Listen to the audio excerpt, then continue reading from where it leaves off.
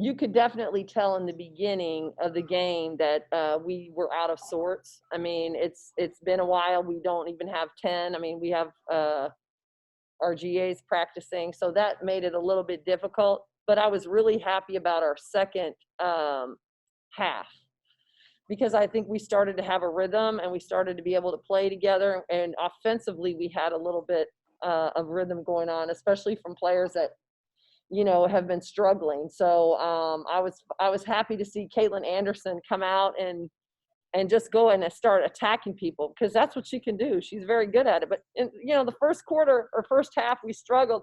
We were dribbling off our leg and stuff. I mean, we have no rhythm.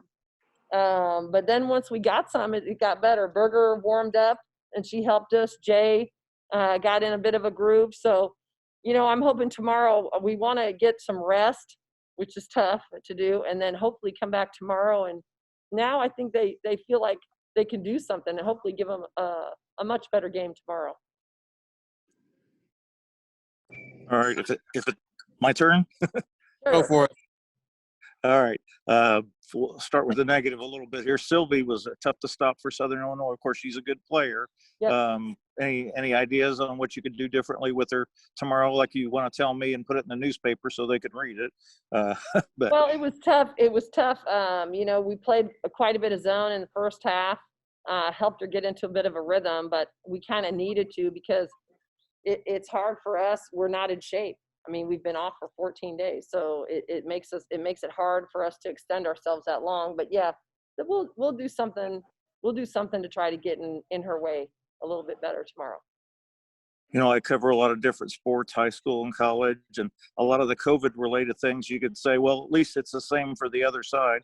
Well, in your case, you can't really say that though here recently, because you had specific situations where other teams were still getting to play and you weren't. So, you know, how big of a factor do you think that was? I know you talked about that a little bit earlier, but you know, how much time does it take to get rhythm back for something like that?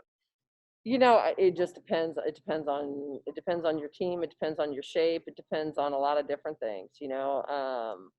So that's one of the main things when we came back in these 4 or 5 days that we were able to practice, was to make sure that we start to get our lungs back, but also don't injure our players, because you're basically going from doing nothing to now full go. And if you do that, you get injured. So that was my biggest concern.